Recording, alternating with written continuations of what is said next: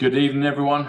It's Tom Sydney Bushnell, aka Numbers, here from Psych.Club, from Top of Your Game, my new YouTube channel, but Psych.Club, my main one, and News with Tom Numbers on my locals channel. I've got the magnificent Gene DECODE. Gene, how are you, sir? It's great to have you back on the show. Oh, thank you. I'm doing pretty good. Thank you. We got to do a wonderful prayer broadcast a few weeks ago that went around the globe, and that was fantastic. And now we're very close to Christmas. And before we get going, Gene, how can we'll put your link, but how can people find you? What's the best way for people to find you?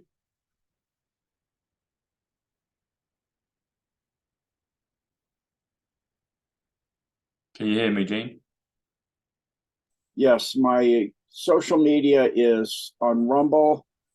Well, that's not social media, but still the same. On Rumble, I'm Real Gene DECODE. On Truth Social and Telegram, and I think Twitter now even, Real Gene DECODE. And then I have my website, which is genedecode.org, and there's a paid site where you can go look at all kinds of things there, decodes and different things I do. I'm currently working on another dumb update and another Hollow Earth series one. That'll be, I've lost track, I think number 5. And that's on Deep Dives, which is 7 a month or 77 a year. Fantastic. And 7 in the numbers. A is 1, B is 2, C is 3, the order of the alphabet. 77, that number comes to the word Christ. So that's appropriate right now. And hertz, as in frequency. So hertz is also 77, power 77, Christ 77.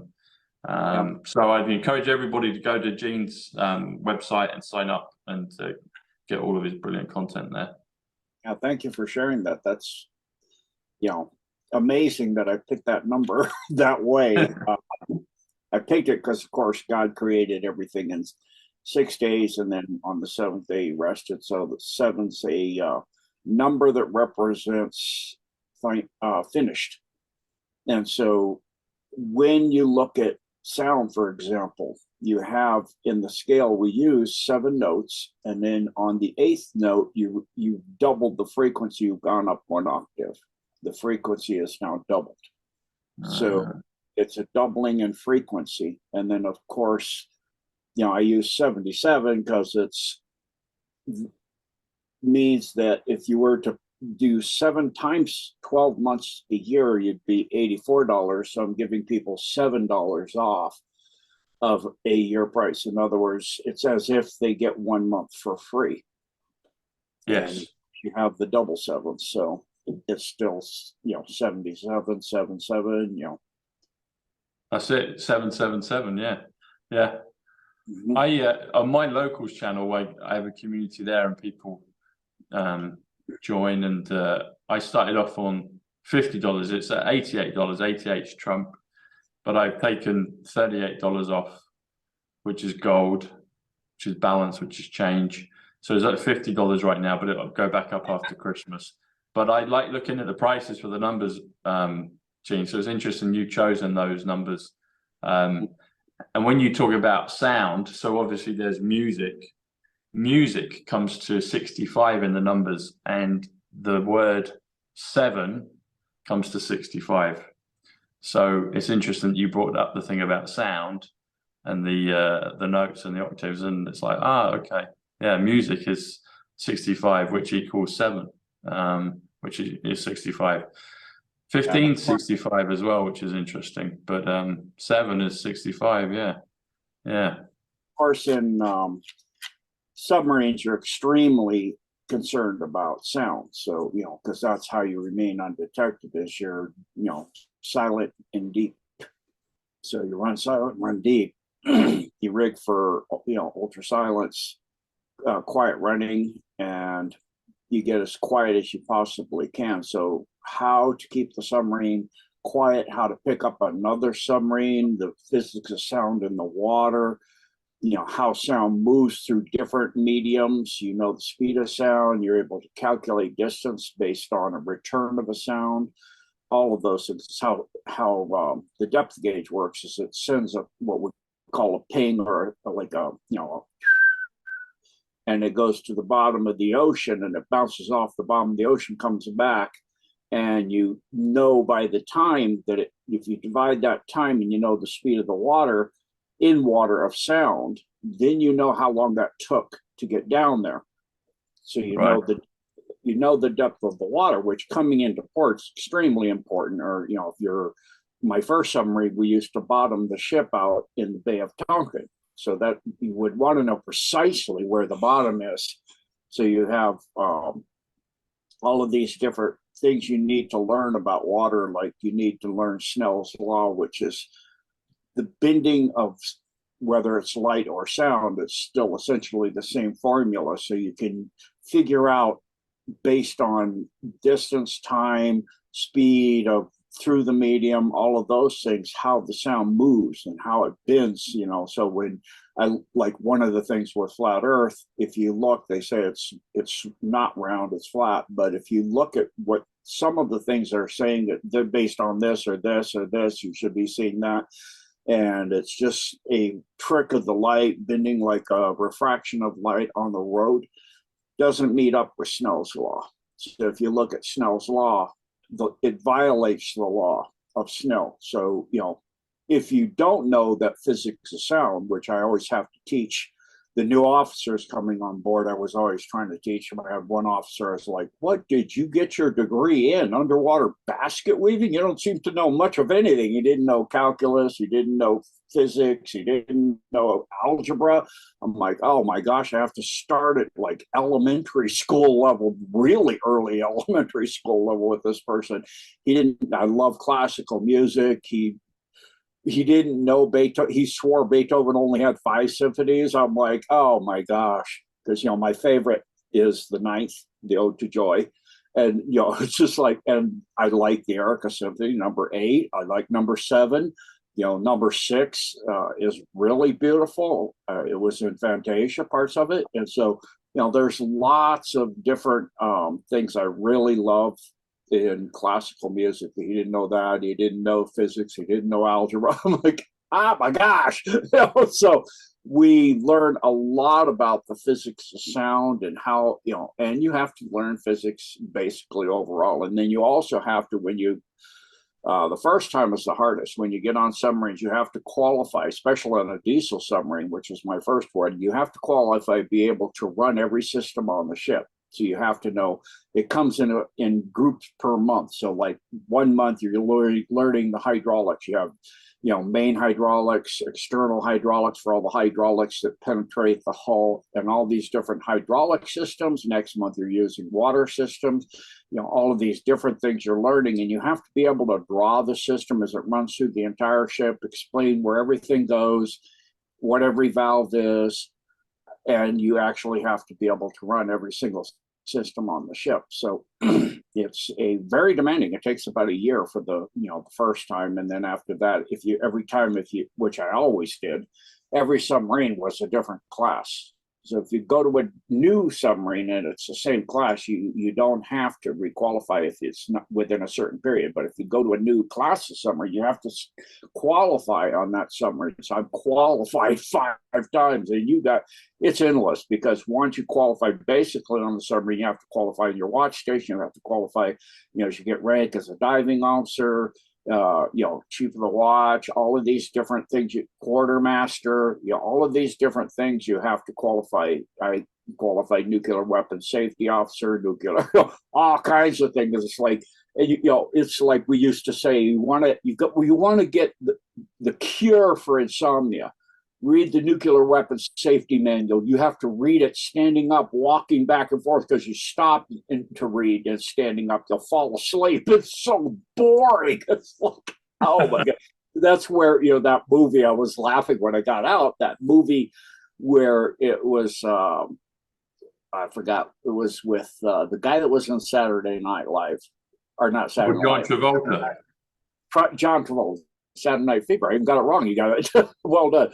And he was in that movie. I think it was Bit Sword or yeah, something like that. But that's one of the terms in the nuclear weapon safety manual for, you know, a nuclear weapon being in some way compromised. So there's different levels of, you know, how they get compromised and what the term is. And so, you know, it's interesting, but, you know, when I hear people talk, you know, people email me and they say, I knew you were at submarines. I could tell because of the way certain things you say, you can't fake it. There's little tiny things that a person that's been in the Navy and submarines says that you know if it's for real or not. You can't sit there, you know, I get emails and I have a troll, like, you know, we all have these trolls. Yeah, right, Gene's a general. I never said I was a general. I was in the Navy. We don't have generals in the Navy. You know? So, it's kind of funny, but, you know, the trolls don't even have it right. You know? So thank you, Tom. Yeah. Oh, you're welcome, Gene. Thank you. Some things popped into my mind as you were sharing that and talking about sound. So in the numbers, the word sound comes to 73, and also the word number also comes to 73, and the word Egypt also comes to 73. And something my viewers are familiar with, and you and me have mentioned briefly C60. I asked you about it very briefly. We didn't really discuss it, but I mentioned it on a conversation with you a few weeks ago. But so I'm a fan of shungite and orgonite. 103 shungite, orgonite 103 together comes to 206, comes to quantum physics. But one of the things that they have is pyramid. So I wanted to maybe ask you about pyramids, and because people talk about the pyramids being almost impossible to create right now. Whether that's accurate or not, I don't know. But I've also heard the thing of pyramids were created through frequency and sound. And it's interesting that the word sound, 73, comes to number also 73. There was a TV show here in England years ago called Number 73, so they were telling us. But the word Egypt is 73, and the 42 degree angle, 42, Hitchhiker's Guide to the Galaxy, they say about 42 being maybe the answer, a number to the universe. But I wonder if you've got any thoughts and commentary on the pyramids and how they were actually created, Gene. And I'm assuming, I feel there's some kind of connection to sound, and I'm just wondering if you might be able to tell us the truth of the pyramids. You know, how did they get there? How were they created? What's the deal with it, you know? There's all kinds of things that they use, slaves and copper tools. You can't use an inferior grade tool to cut something that has a superior hardness to it. So you look at the table of hardness of elemental, which is, you know, diamond being the hardest, talc being the softest. The girls, I remember it by the girls can flirt and other queer things can do. Each letter of the first of the word is one of the minerals that is that number of hardness from 1 to 10. T being talc, which is 1. G, the girl, being gypsum. Can being calcite, etc., all the way up to, you know, can flirt and other queer things can do. D being diamond, can being corundum or a ruby. So as you look at the table of hardness of things, you can't use copper to cut the stone that is in the pyramid, especially when you get to the inner part of the chamber of the king and things like that. You've got stone that has a very high hardness level. You're not going to cut that, but you're completely right in that they use sound. They didn't use it to levitate. Sound, the word of God, is what created the universe. Everything from the word came the light that then dropped down the densities. And as it got more, the density got more and more, you know, deep in vibration. In other words, the vibration lowered, lower and lower and lower. So, in other words, a deeper sound. It took on form. It's what we call form or matter.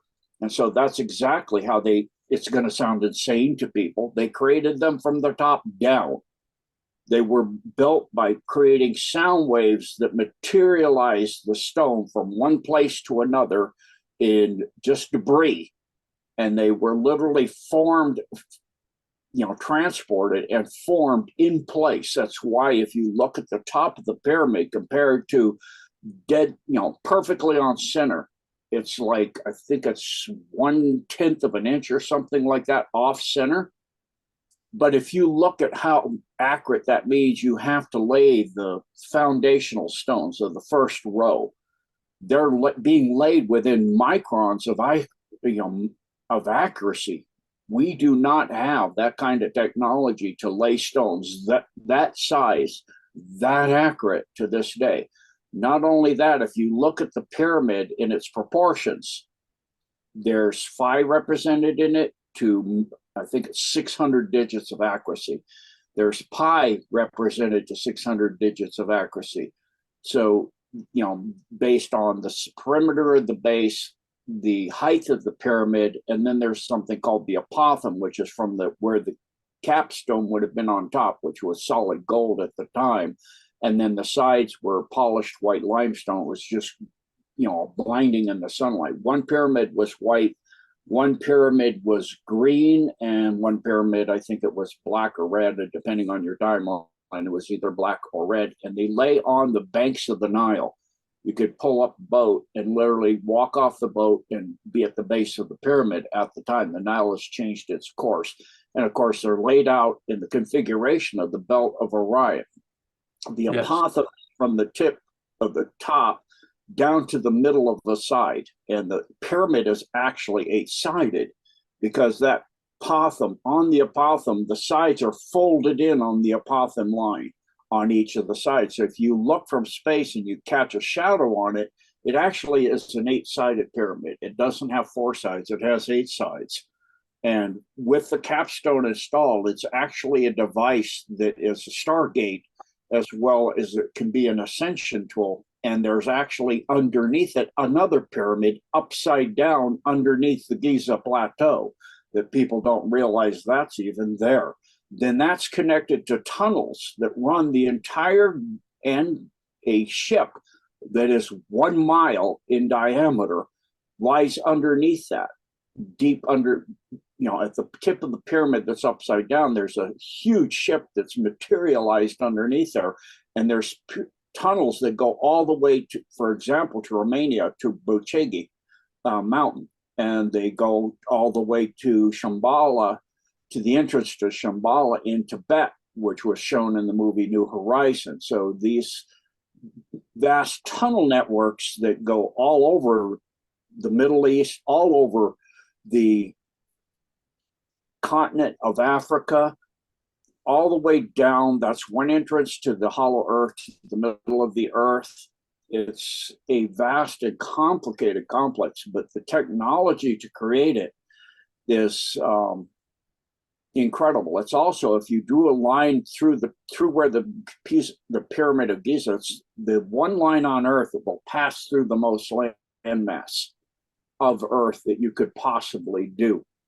It's also was during its time precisely located there based on where the sun was rising, such that also where the planet's star Sirius was rising, because it would capture it on the solstice, such that at noon you could see it in the middle of the day in the chamber of the king, coming down the entryway to the chamber of the king. So, I mean, all of these things. And then it also, the pyramid of Giza, there's pyramids all along the Nile River, the entire length of the river. So the Sphinx that's behind the pyramid, or depending on you look at, the pyramids are behind the Sphinx.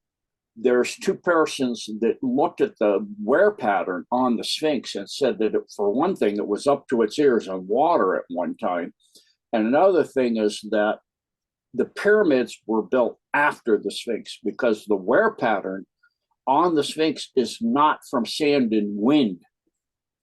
And it's from the flowing of water off the Giza plateau onto the haunches, or the backside of the Sphinx. And so shows that, and it can't do that now with the pyramid there. So the Sphinx is even older, but there's, based on the alignment of the Pyramid of the King opening to the planet, to the star system Sirius, the star, it doesn't do that today because the Earth is slowly rotating on its axis, and the alignment. I got a comment in one of my chats that say, or that I just had on the, in the chat, in the live chat, and it said, if the Earth is moving, how come the stars don't? They do. The star Polaris is the North Star. It hasn't always been, and it'll be Vega later on. They do move, and it's shown by the pyramid again, because the pyramids currently do not frame like that. And during the time the Sphinx was put there, if you stood on the haunches of the Sphinx and you look between the ears on the solstice, its ears would capture Leo, the constellation Leo, coming up directly middle between the ears. And all of the pyramids along the Nile line up and reflect the constellation Leo, where the stars would fall on Earth. So it's all so precisely done that it's way beyond what we can accomplish today. And you look at the domes we have, they do this. The domes in the US are on the constellation Orion and Gemini. In the US, they're Libra and Gemini. In Europe, they're Libra and Gemini. And different continents, they have different constellations that they've built the domes onto, because of the energy structure that creates and the flow of energy. And they do all of these things with energy based on physics and, of course, numbers and mathematics. Physics is all about numbers and how they interconnect and all of that. But it is interesting, you said 73 is the year I joined the Navy. That's interesting. It's interesting as well that you were talking about it being about copper, saying that that's not hard enough, and stone. So I mentioned that sound is 73, number is 73. You just shared that that's when you joined the Navy in 1973. Egypt is 73.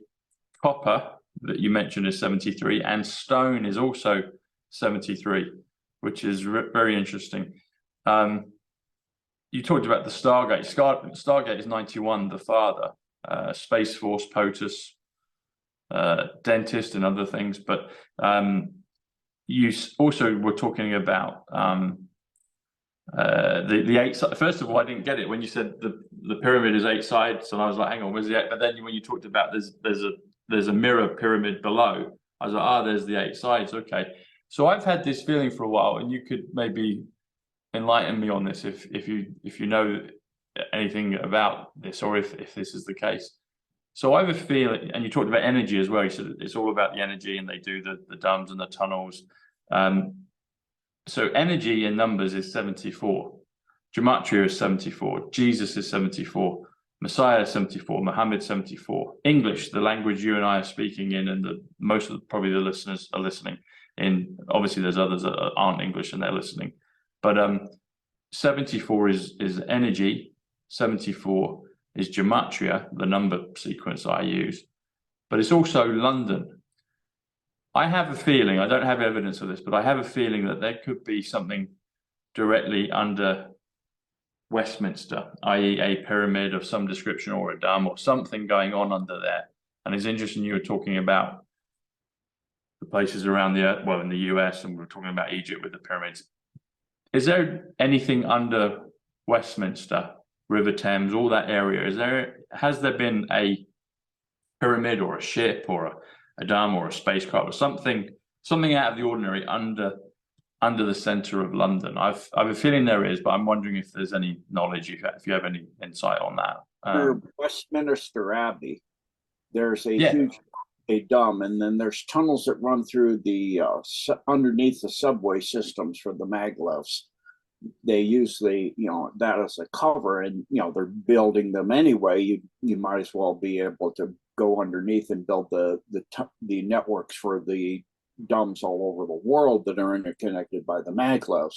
Westminster Abbey is actually where Trump went after the Queen capitulated to him and waved him in front, and he reviewed the troops. The troops weren't in review. He reviewed them. He walked by the troops, the British troops, the red, the red, red, big tall black hat, guys, and red jackets. Yeah. By himself.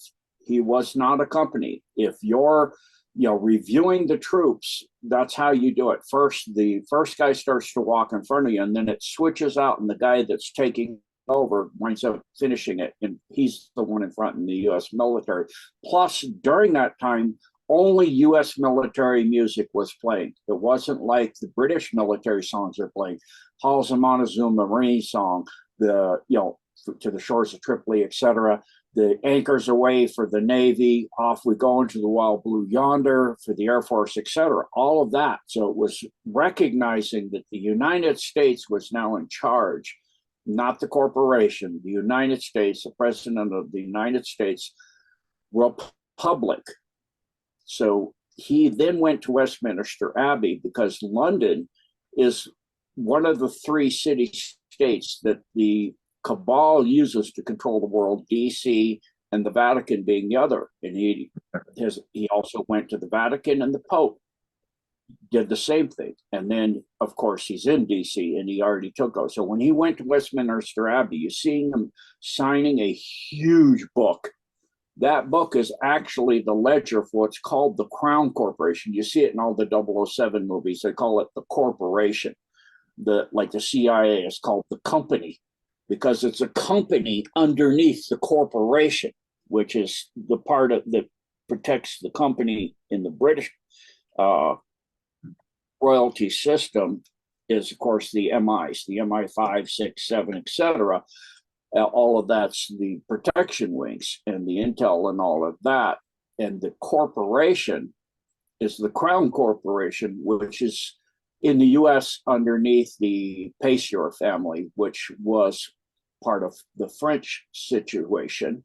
And then they took over the entire thing as the CEO and the head of the Crown Corporation. But when Trench signed that ledger, it means he is now the CEO of the corporation, the Crown Corporation, the Crown Company that runs the world. It's why in 007 you always see in all those James Bond movies, they talk about the company. And in the series Shield, they're talking about the company, because this international group of banksters run the world through the company. And the company, you look at Vanguard, State Street, and BlackRock being the three subsidiaries, the first layer of subsidiaries underneath the company. The company owns it on the top, all three of those subsidiaries. Those own all the other companies on Earth. All the major big companies on Earth are subsidiaries of the subsidiaries of BlackRock, State Street, and Vanguard. So people don't look at what's at the top. So it's the same thing with the pyramid. You look at the pyramid on top, the pyramid on the bottom. If you move it up to create a star tetrahedron, and you look at where the sides intersect in space, you get at the equator, in other words. That's where the chamber of the king is, and that's why it's called a pyramid.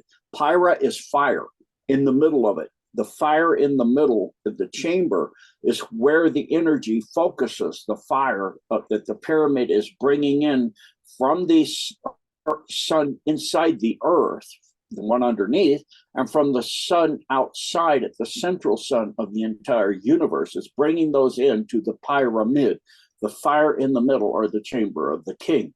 And so all of this is, based on physics and math, and all of the pyramids on Earth are all interconnected and laid out in the stars of the entire night sky that we look up and see, which, appear not to be moving. It's because, like, if you were to walk and look at a tree on the other side of the park, it slowly moves. But the trees near you, you pass them very quickly. They're moving quickly.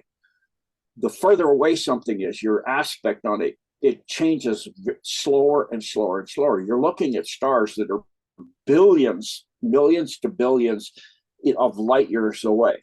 and the most distant stars, this galaxy hasn't been here, and this part of space hasn't been here long enough for the distant stars, light to at the speed of light, to have gotten here yet. They say the universe is over only so many billions of years old. It's actually just finishing its first duration, which is 17 trillion years. The Earth is the first planet that's in the location of where that duration completed. And so that's why we're part of it, keys into the entire cycle of the universe rotation. The entire universe is rotating too. It's turning very, very clockwise slowly.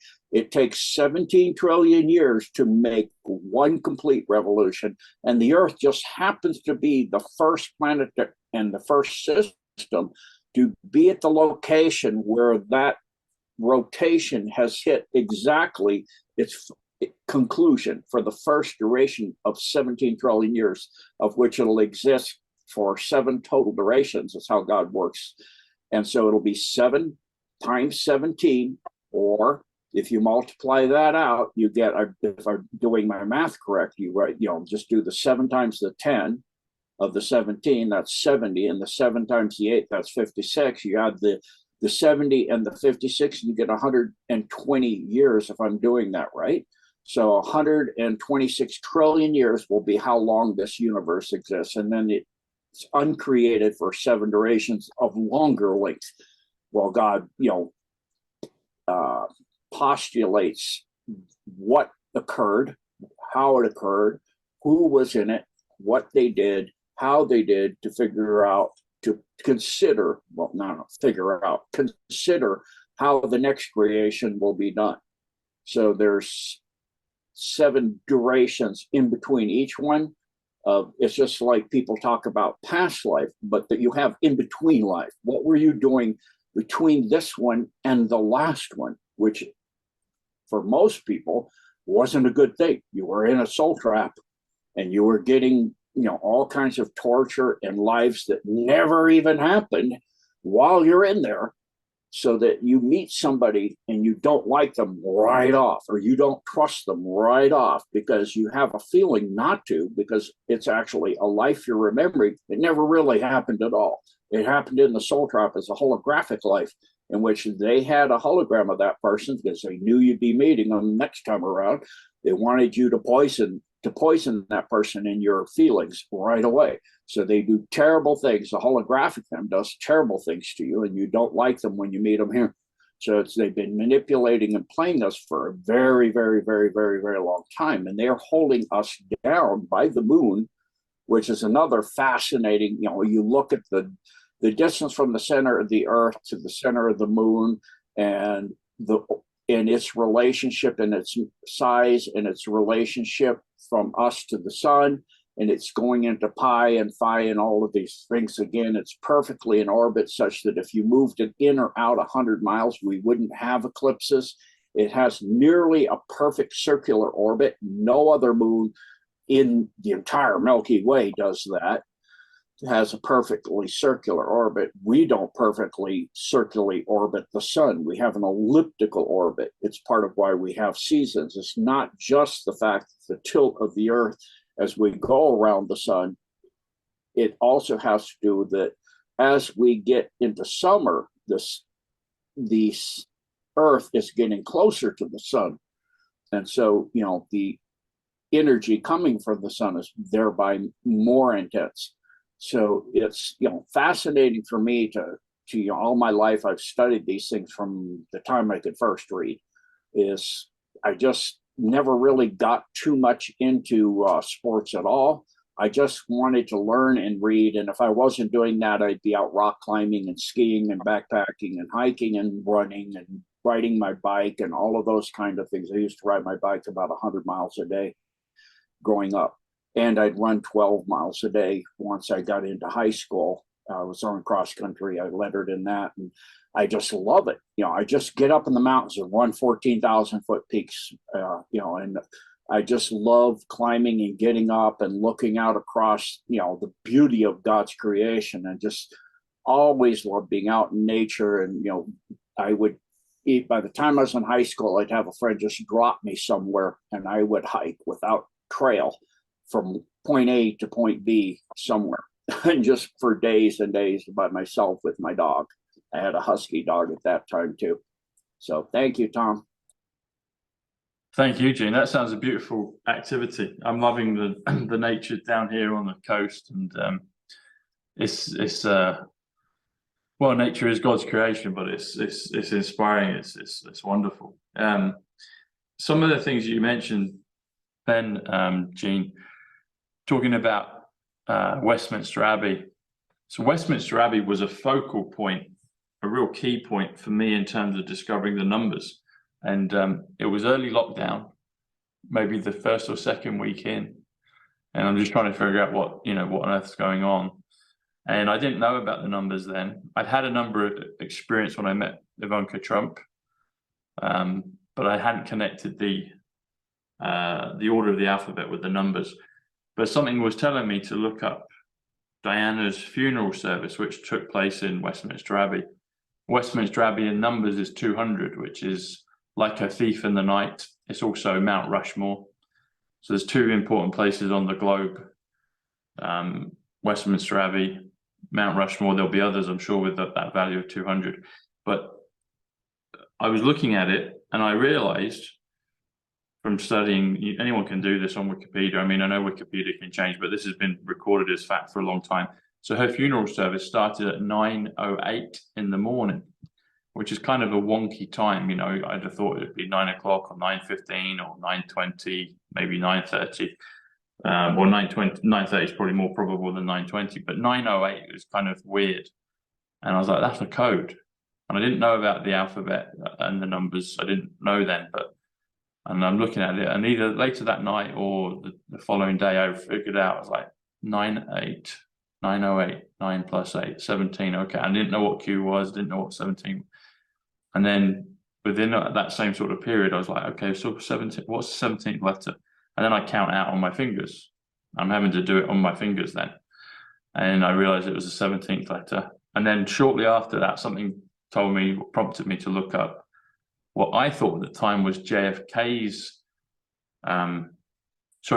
Jr. I looked up Arlington Cemetery and I saw the big Q, Eternal Flame, John F. Kennedy, Eternal Flame 243. The interesting thing about that is Diana passed away, in my opinion, witness protection on the 243rd day of the year, August 31st. August 31st comes to 261 in numbers. November 22nd for JFK comes to 261. Mission Impossible Mask comes to 261. The Project Looking Glass comes to 261. The United States of America comes to 261. There's a whole bunch of them. But she went 1997 on the 243rd day of the year. And 243 is John F. Kennedy, Eternal Flame. And you can see it's a Q.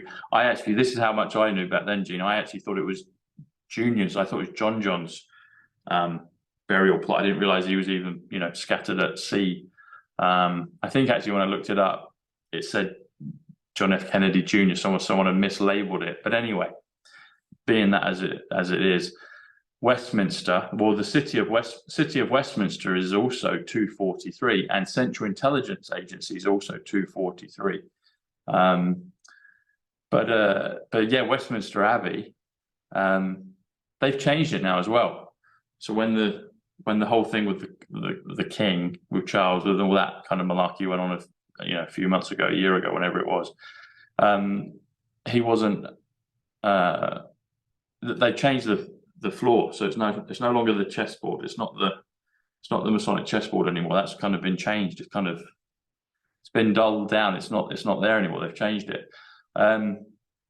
But you were talking earlier as well about the Sphinx. So the Sphinx in numbers comes to 1, 2, 3. Comes to Abraham Lincoln. Comes to Eric Trump. Comes to gold plus silver. 1, 2, 3. ABC 1, 2, 3. You got that thing with magic 1, 2, 3. But literally 50 yards away from the entrance of Westminster Abbey, there's Parliament Square, and Parliament Square is even closer to it, but Parliament Square, you've got Westminster Abbey here, you've got the River Thames here. River Thames is 138, Donald Trump. You've got Houses of Parliament 217, which is Mission Impossible, which is Lady Diana Frances Spencer. Across the way, you've got the Millennium Wheel, which is 175, which is Diana Frances Spencer. 175 is also Consciousness, and it's another one that you brought up during our discussion today. I think I've made a note of it. Let me look for a second. Don't think I have. It'll come back to me. But then you've got Parliament Square, and at the tip of, I guess it would be kind of the northern-ish tip, maybe at an angle, but at the opposite from where the Houses of Parliament are with Big Ben, you've got a monument, and there's a lot of different monuments around, but this is the most prominent one, and it's Abraham Lincoln. And Abraham Lincoln is 123, which is also the Sphinx. And Abraham Lincoln is looking down, he's looking ahead at Houses of Parliament and the River Thames and the Millennium Wheel that looks like a Q from a certain angle. And over to the right of him is Westminster Abbey in the twinkling of an eye, Mount Rushmore 200. But he's looking down at a bus stop, and the bus stop has a number. In fact, it doesn't have a number, it's actually a letter, and it's the Q bus stop. And so I'm like, who's put that there? Someone's put that there. And I discovered that within the first few weeks of lockdown. And to add a little bit more flavour and fun to it, Gene, you have a bus that goes right around Parliament Square. And Parliament Square, the bus, one of the buses is the 88 bus, and 88 is Trump. But it goes right round the square, and it goes literally right past the Q bus stop. And the other thing about Parliament Square is in England, we've got this phrase, and I guess it's around the world, but particularly in England. Also, the other one you mentioned, so you've got 7 times 17. I had to do this, I had to check it, comes to 119. So 119 comes to the pyramid, and we've been talking about that. And 119 comes to redemption, and it also comes to Nikola Tesla, 119. But if you do, so the phrase in England is remember the 5th of November. So we've been told to remember it. And there's many important dates in the calendar, but there's only one that we're told to remember in our kind of folklore. Remember the 5th of November. And that comes to 355 in the numbers. And that also comes to, bear with me a second, it comes to Parliament Square, Westminster as well. So this grid, this point that I'm talking about with all the things around the board, Westminster Abbey over there, Abraham Lincoln, the Q bus stop, Houses of Parliament, River Thames, the Millennium Wheel. So Westminster, Parliament Square also comes to 355, and that's remember the 5th of November. And in the Q posts, we're told about the week to remember. And a week after November 5th is Remembrance Day, which is November 11th. So that's an exact week if you include November 5th. And it's like, remember the 5th of November, so it's starting there. And then we've been told that there's going to be a week to remember. And at the end of that week, perhaps November 11th, which is Remembrance Sunday. And we've all been told about this word, remember. And remember is 79, the dove. And Tesla was, associated with the dove. President Trump's been shown with a picture of the dove. Today I discovered a picture of Diana and Dodi Al-Fayed in Harrods. And it says innocent victims. It's probably not a dove, it's a large bird. It looks kind of like a large seagull, but maybe it's a dove. I don't think it's an eagle, but it's a large bird over the two of them. But yeah, the whole thing with I didn't know the Sphinx today just until you told me. But 123 Abraham Lincoln, and bringing up the whole thing of Westminster Abbey, it's literally 40, 50 yards away. And that's, and 165 is, in the good numbers, is resurrection. It's other physics, 165. Yeah, anyway, thank you, Gene. Yeah, thank you, Tom. Going back to the pyramid again, it even codes Euler's number, which is a very important number in physics, mathematics, calculus, etc., logarithms, all of that. Then if you were to expand the pyramid to where you took the base of the pyramid as the equator of the Earth and expand it till it goes to the center of the moon, it actually encodes the distances perfectly as well, so that the top of the pyramid would be at the center of the moon, and the distance is exactly such that if you expanded it so that it was from one side of the Earth to the other side of the Earth at the equator, the top of the pyramid now would be at this, if you put the moon touching the surface of the moon, touching the surface of the Earth, it would be from the center of the moon to the base would be at the equator of the Earth. And so it also equates the moon and the Earth, and it equates Euler's number as well. And then it also perfectly represents all the Platonic solids are encoded within the pyramid as well. Excuse me. So it also has, if you took 3 perfect circles inside the pyramid, those circles are 777 feet, 777 inches in diameter. So it's fascinating. You were talking about the sevens. The sevens are even in the pyramid as well. Then if you lay 2 pyramids, bottom to bottom, as the cross section of the pyramid's base, so that they're laid like, turn them 90 degrees over, so the base is perpendicular to where it used to sit.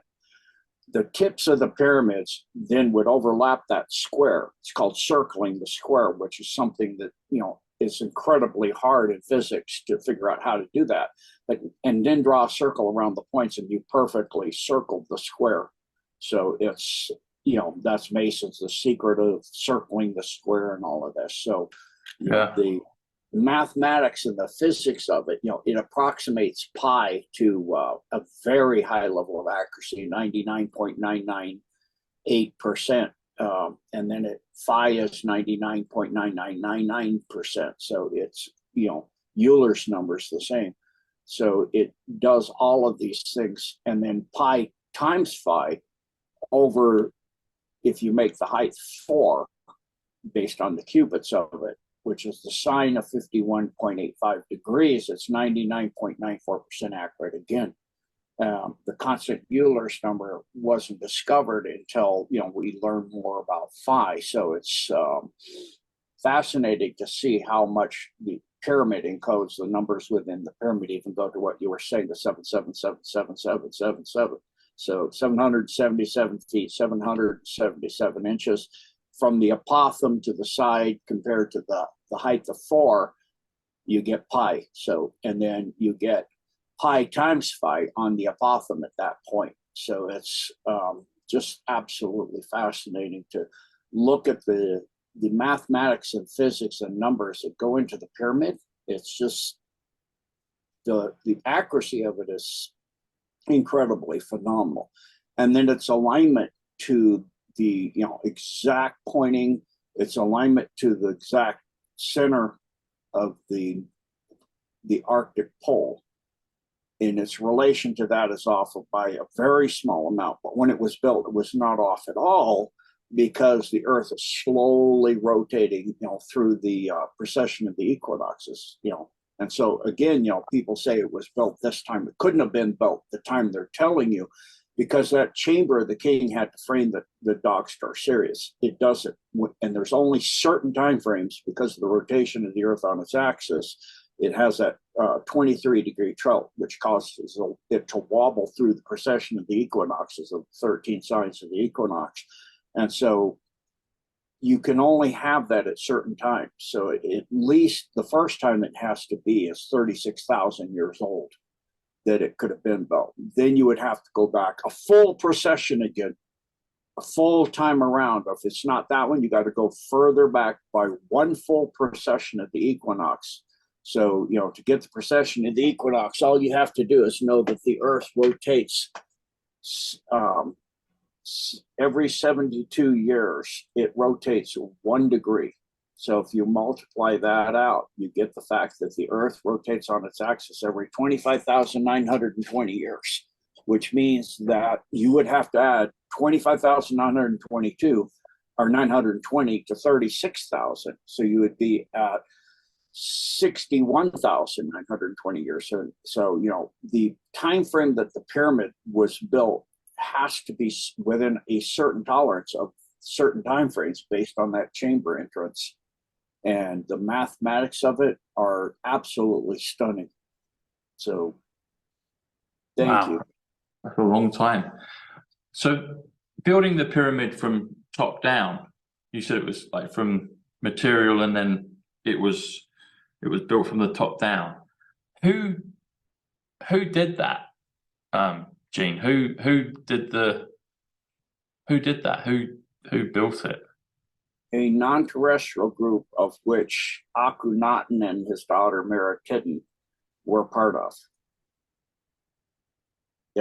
That's their family line, their civilization that came here. They're the ones, the same civilization that helped to build that. And they were helping Atlantis, same civilization, with the power crystals to have free energy all over the entire Earth through the crystal grid network. And there's huge crystalline structures that are called APEMs, a deep underground network of crystalline structures. They found one in Mexico. You can see those huge, huge crystals in an extremely hot cave that's down there that are massive. And those crystalline structures are all over the Earth. They keep the Earth's frequency, just like you have structures of ley lines in your body called acupuncture meridians, which are actually now called Bangshan channels, because they were discovered to be, like I've been saying before, they were discovered to be fiber optics. Organic fiber optics conduct ultraviolet light from the pineal, which ultraviolet light will pass through the front of your skull, has little tiny holes like a honeycomb. It's unlike any other bone in the body. It's actually, if you take it from a cadaver and hold it up against the sun, you'll see little points of light coming through it, not like the top of your skull or the back of your skull or your femur or your tibia or your ulna or your any other bone in the body. You won't, if you cut it to the same thickness, you won't see that. But that means light, specifically infrared and ultraviolet, will penetrate the material of the brain all the way into the pineal, which sits exactly from the perineum to the very, the middle of the fontanelle at the top of your head that was soft when you were born. It passes straight through the pineal. And if you draw a point at the top of your ears through your head, and from the center between your eyebrows to the first vertebrae coming out from underneath your skull, you have a three-dimensional cross. And that center of that cross is the pineal. And so the pineal, if it's not calcified by fluorides, it will pick up light. It has rods and cones that are attached by nerves to the visual cortex of the brain. And so it picks up light coming through the glabella, which is the name for the area right between your eyebrows, and it goes into the pineal, and then it radiates through all of the channels of the meridians and the organs for the entire body, interconnecting them. And you have little tiny servers and you have major servers. And the light of that ultraviolet light is spinning in this bundle of fiber optics. They're a bundle of them.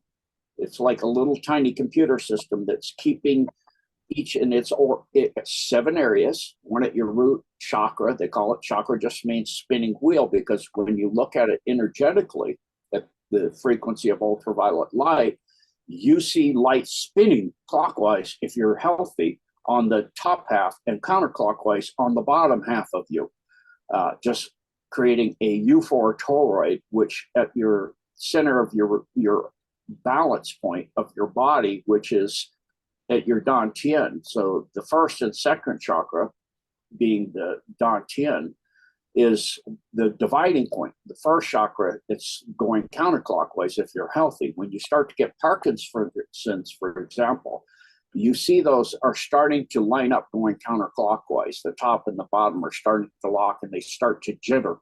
And that's when the person gets a lockup, because their field is no longer correctly rotating. It's starting to get what is called the Metatron lockup, where it's completely locked. And then the person starts to get, their nerves start to not function right. They don't have enough of certain brain transmitters that are being made by the pineal, which is controlling the entire endocrine system through the pancreas and a couple other organs in the body. It's, and the adrenals and those things. It's setting the entire neurotransmitters and all the endorphins in the entire body, along with the all of the the immune system then is set by that, and on and on. It's why when you don't get enough sunlight or you fluoridate the pineal, people get sleeping disorders, because it sets the diurnal, or the cycle of when the sun's up, because your third eye, which again, if you look at the distance of that, it's the same dimensions of the pyramid between your two eyes and the third eye. It's a little pyramid within your head. And so it's, we're created the same way, so you look at the proportions of everything. It's really, really fascinating to see how we're laid out in the same proportions of the people that built the pyramid, that knew what they're doing, of the 7 days of God's creation, the 3 aspects of God, the Christ, the Holy Spirit, the creation, the Holy Spirit, and God. You look at all of these different things and you see how we're literally created in the image. So you have 3 circulatory systems. You have the cardiovascular system, the lymphatic system, and the chakra system, which has 7 main computer or transmit sections, and then you have little ones out throughout the body, like in the center of the palm of your hands is another one. So why Reiki masters use the palm of their hand. They're charging up that chakra. And there's martial arts techniques where you clap your hands 3 times and rub them together, and then you pull them apart, and you can concentrate the energy by a breathing method of circular breathing between the palms of your hands to facilitate healing or energy movements. Tai Chi masters get to the point where you can't even come running at them and get within 10 feet of them. They can bring their energy field up such that they can throw you away from them, and you don't even get 10 feet away.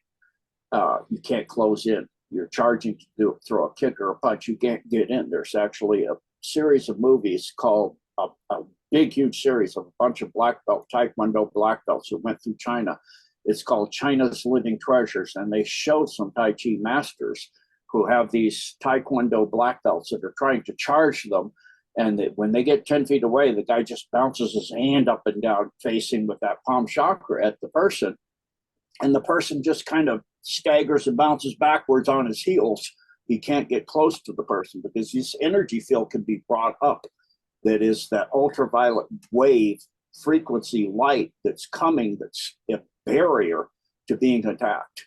And so these are the kind of things that we were originally created. And then you look again at 8-8, you were talking about 8-8, which is times itself is 64, which is how many amino acids we are made out of in our body. And it was originally how many strands of genetic material you had and how many of those amino acids were used to carry information in those strands. We only use 2 pairs or 4 right now with only 2 strands. But we originally used 4 balls of 12 each with interconnecting strands. So we had 48 in the balls interconnected, along with strands between each of the balls, like those Chinese balls that are carved in jade, where one ball spins inside the next one with another one inside that one with another one inside that one. It's symbolic of the human body, just like when they opened up the huge, actually it was a different orientated, different mathematical representation, a low flat pyramid a guy uncovered that got all the terracotta statues that they found in China. Those were laid out in rows of 4, which was representing the DNA. Each one is unique and different. It represented the DNA structure of us, of humans. So that's what those terracotta statues were actually showing, that they were showing the human genome as it existed on Earth at the time they built that pyramid and put all those statues and all the other stuff that was down there. It's fascinating to watch we say that, we're at the pinnacle of knowledge right now, yet these ancients that built these pyramids in China, built the pyramid of Giza, built all this stuff, the humans that were here that were partaking with the groups that came to help them, they knew all this too. They were part of it. Thank you, Tom. Thank you, Gene. What was the name of the group that built the pyramids again, please? I didn't give it. But Akhenaten and his daughter, Meriteden, who Akhenaten was a really interesting pharaoh. He is the one that moved the capital of Egypt and said that they're not going to worship a plethora of gods. There's only one God. And of course, they were very, very upset, the priesthood, because they're, raking in the money for donations to the gods, which they would then go to temples and take all the donations, the food, the gifts to the gods instead of one God, one temple. It's much more, financially feasible, profitable to have many, many temples where people go to this God and that God and this God, and you go to the bottom of the statue of that God and supposed God, and you do this and this. It's all the same game they played on us for a very, very, very long time. So when Akhenaten died, his daughter Meriteden had to flee with her protectorate sisterhood, which is called the Sisterhood of the Amber. You know what amber is. And she went through the Mediterranean and first took rest in Andalusia. And then after a while, they figured out she was there. She had to go through the Straits of Gibraltar, and she went north up to a group of islands and settled in a place that, she changed her name in Andalusia to Scotta, Socotta, and she went up to a place that later got named after her, which became Scotta Land, where she landed her boats. And she met a guy named Arthur. So that's later, she changed her name again. When she married Arthur, she had changed her name in Scotta Land. So, back then people lived a very, very, very long time. And she lived a very long time and had a very interesting lifetime. And so we see these, ancient technologies and knowledge of math and science that we're only beginning to rediscover again. Wow. Let me get the spellings of these if I could change. So Akhenaten, is that Akhenaten. Akhenaten. Can you spell that please for me? Yes, I can. You ready? Yeah. Okay. A-K Yeah. H-E-N-E. Sorry, Gene. Yeah. A-K. A-K-H-E-N, like hen, like a chicken. Yeah. A-T, like at. Yeah. E-N. Thank you. And the daughter's first name, so Meriteden, how please? Yeah. M-E. Oh, M-E, okay. Yeah. M-E. I'm sorry, doing the T's as a kind of a D sound. It's kind of the way it is. I'm trying to get as close to the way it was said in Egypt during the time. T-A-T-E-N. Excuse me. Oh, I got it right. Yeah. M-E-R-I. Excuse me.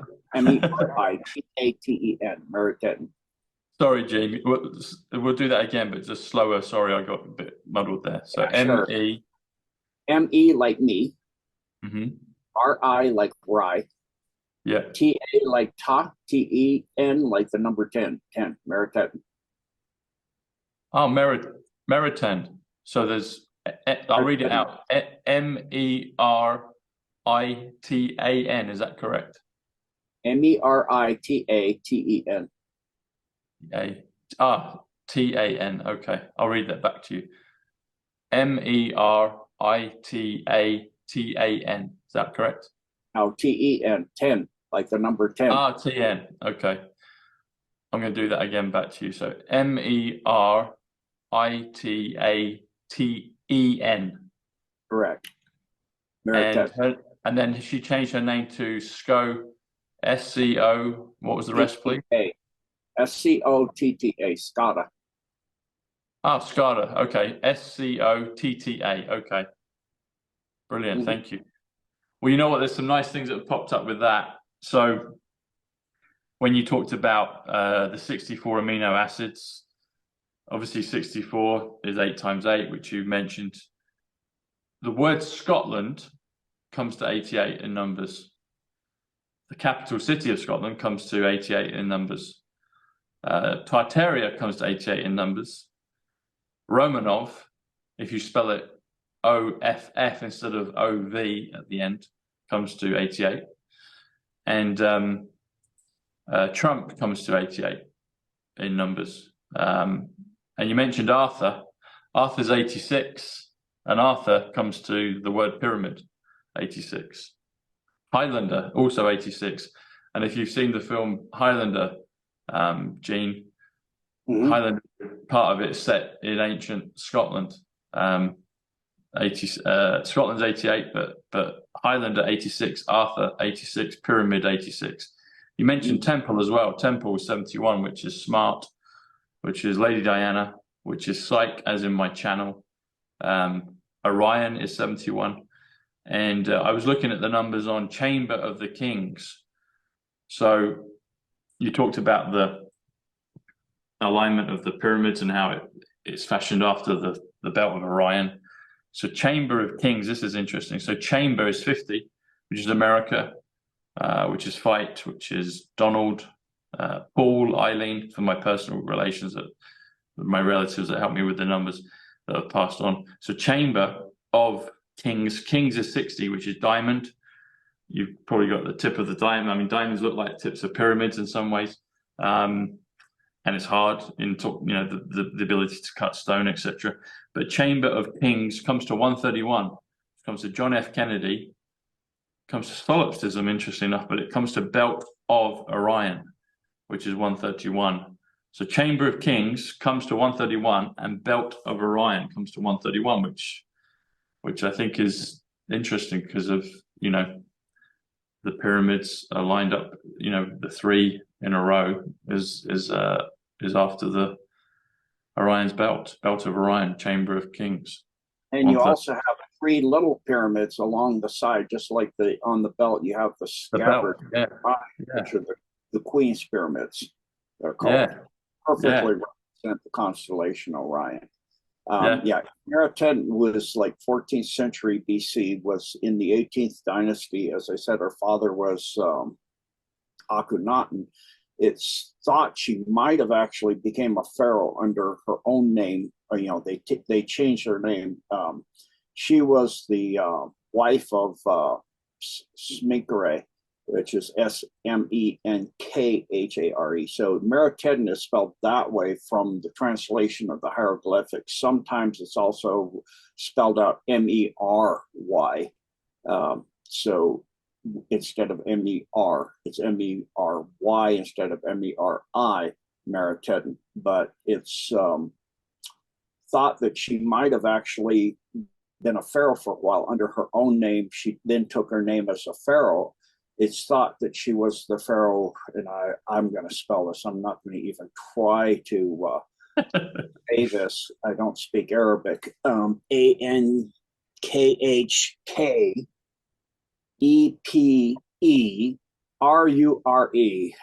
whatever that is the first name, and the last name is Nefemeruaten.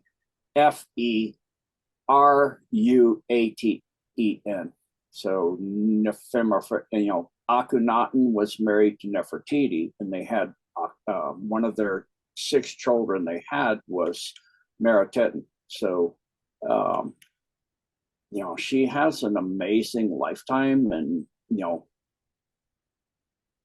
it's believed that one of the 4 arcs was created by her.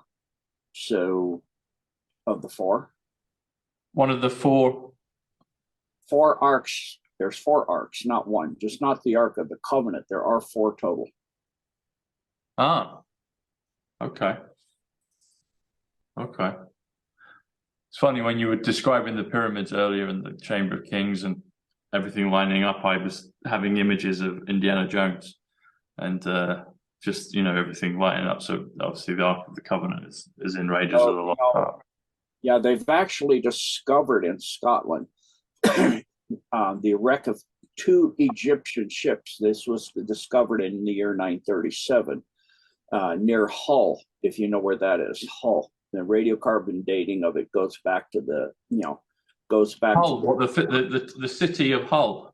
Yes. Yeah, so that's northeast England, so that's not far from the Scottish border. Yeah, Hull. Yeah, Hull. Mm-hmm. Yeah, that's where they found 2 Egyptian ships that were carbon dated to the right period of time that Scotta was supposed to have gone there, and it's said that she may be entombed in the Abbey of Incolm, Inchcolm. Lincoln. Do you say?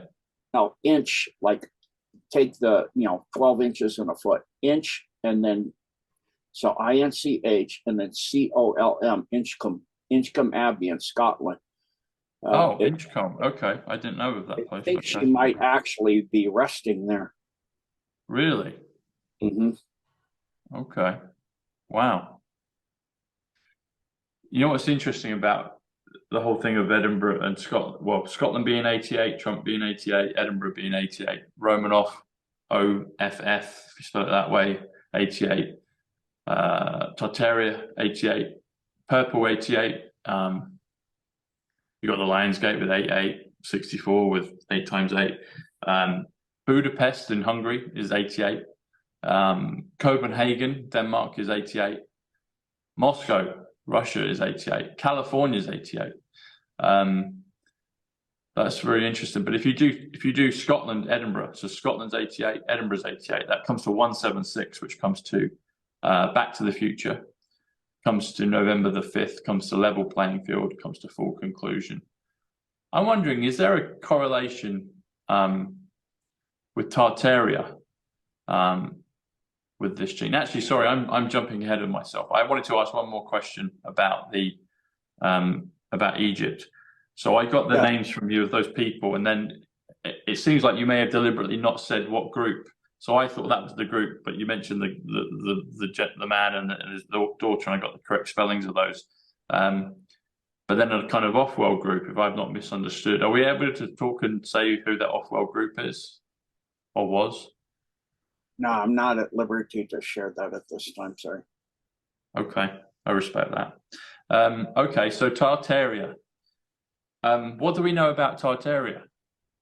It seems like maybe these places around the globe that have their numbers 88, like Budapest and Moscow, Copenhagen, Edinburgh, they're all 88. Scotland's 88, Trump's 88, Romanoff is 88. Is there a connection between the Romanov dynasty and Tartaria and these capital cities that are still available to us, are still on the map, we still know of them, and they're numbers correct? Yeah. And you have a lot of churches, even in Portugal, for example, and in Madrid in Spain, you have some of the ancient Tartarian churches that are in Madrid. There's this church that pretty much penetrates everything else to the skyline. It goes way up there, and the whole city is below it, and it has these huge towers. It's very obviously Tartarian. So looking at the Madrid skyline, and you can see it. It sticks up above everything, and it grabs your eye seriously. So it is really quite amazing to see these churches, and in those churches, they have, all of them are focused such that they resonate at 432 at a certain sweet spot. There's a certain chair where you sit, a pew where you would sit in the church. So if the choir or the organist playing, all of the sound will perfectly meet up at that spot and be tuned to 432. So they used to tune orchestras to that until the NAZIs had it changed to 440, which is dissonant to the human genome. It helps take you apart. That's in their point of view. And so in that, all of these churches not only have that construction throughout Europe, they're laid out on the constellations again. And then the stained glass windows are a technology we can't do. We don't know how to make that kind of glass anymore.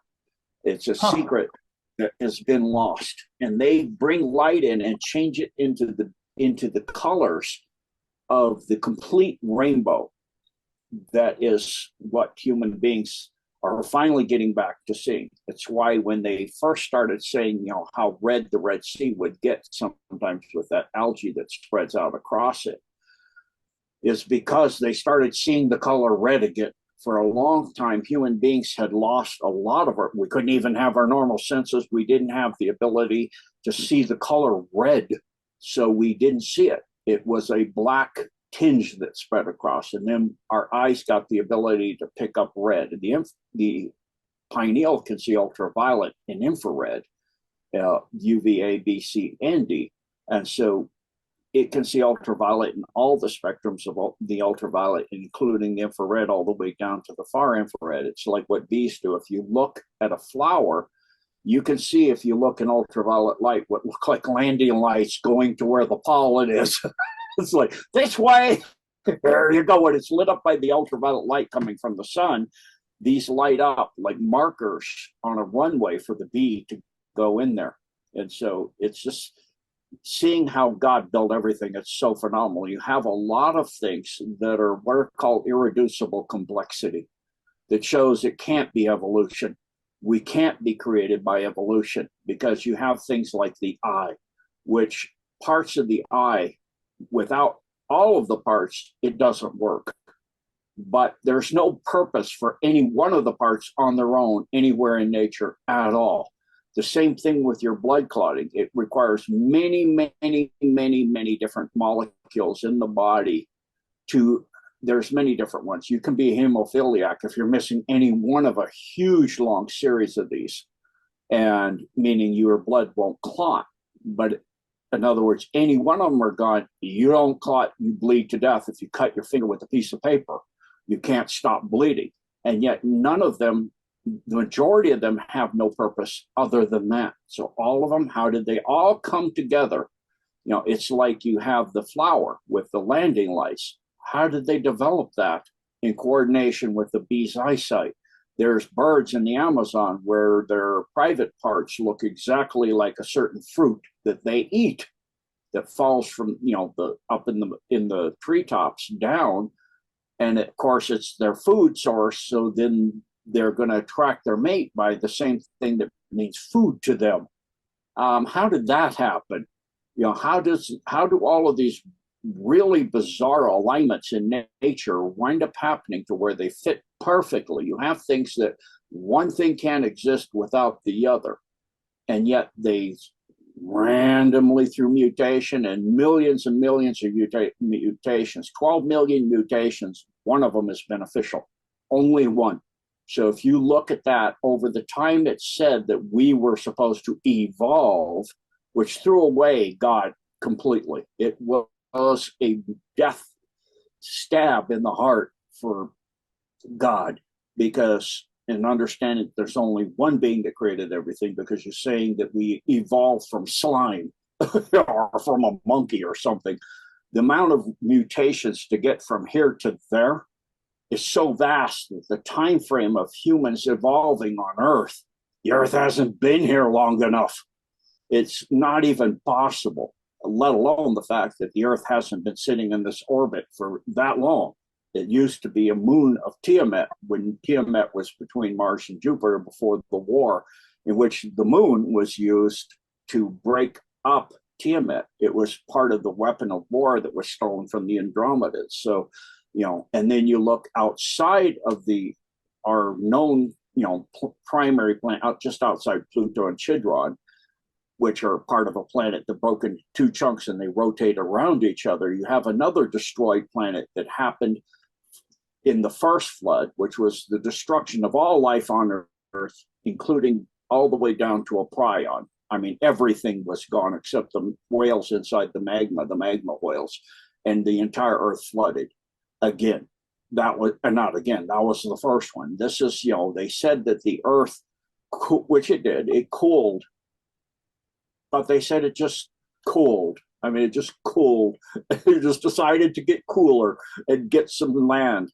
And so it's actually, as the magma is creating, volcanism. And so it's creating a combination of hydrogen and oxygen, creating water to rain down on it and cool it.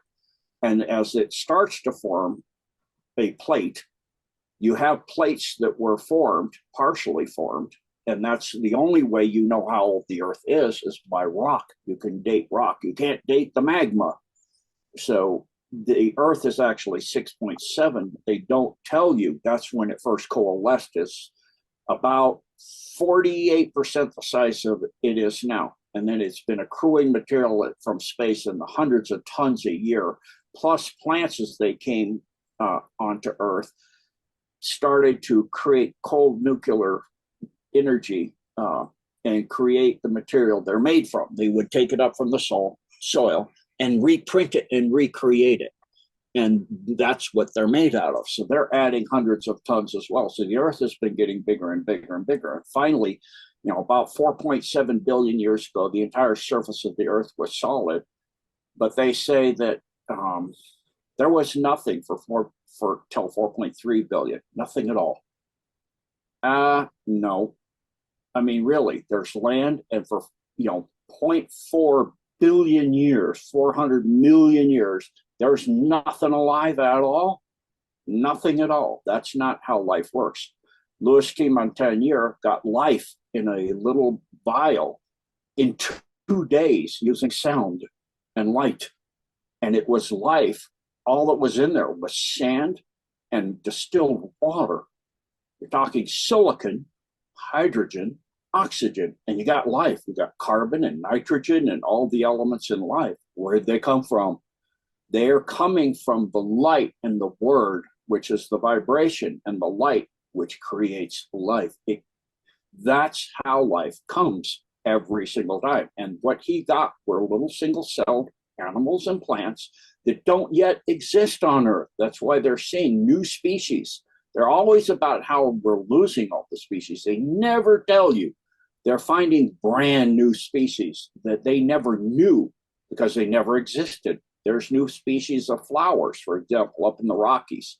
They've recently found 2 new species of an Indian paintbrush that never existed. And yet they've known that the Indian paintbrush, genus, species, all of that, for 100 years plus, more than that. They completely genomed everything. They knew everything about it. Here comes a brand new one.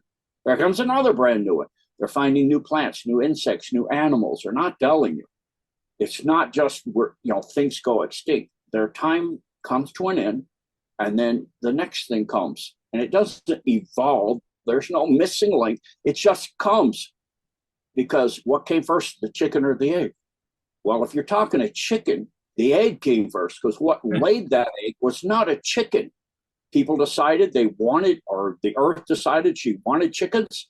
So that thing that laid the egg was a chicken egg, but it wasn't a chicken that laid it, because the energy structure at that time was saying, we need chickens. So we got chickens. We had literally billions of chickens roaming the West.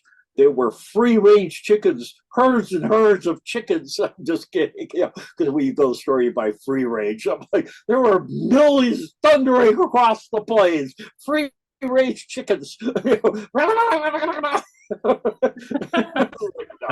It's like, buffalo, yes. Chickens, no. What was that scientist's name that did the experiment with? Louis T. Montagnier. How do we? Lewis, okay, L-E-W. And then what's his last name, please, Gene? How do you spell? Yeah, hold on just a second. I'm not good. I'll put it in I'll find it here. Hold on. I've got it fairly well.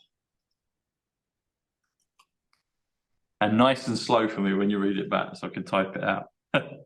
Thank you. Yeah, he actually is usually called Luc, L-U-C. I'm sorry, no Louis, Luc. French Luc. A joint recipient of the Nobel Prize on Physiology of, medicine 2008. So LUC is Luke is the first name. Montagnier is MON like TA, like almost like Montana. And then GNIER, Louis T. Montagnier. Luc Montagnier, okay. He died in 2022 at 89 years old. Okay. Very cool. I'm looking at the inside. I don't like Wikipedia much. I'm looking at Encyclopedia Britannica here. Okay. He is the one that was given the Nobel Prize for discovering HIV. Ah, okay. Not like They just directed him, probably. Not like he didn't know it was there. Yeah. But he's able to create life through silicon, water, and I guess, oxygen.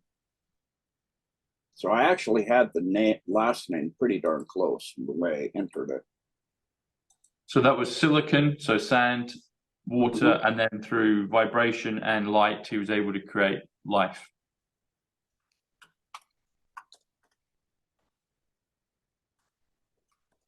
Yep.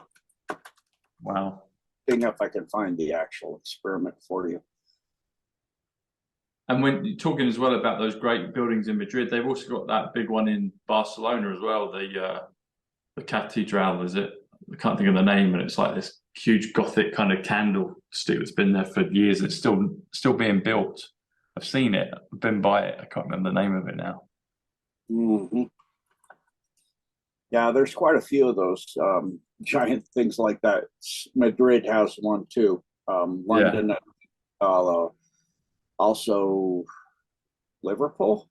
Is there one in Liverpool? Somewhere like that. Maybe.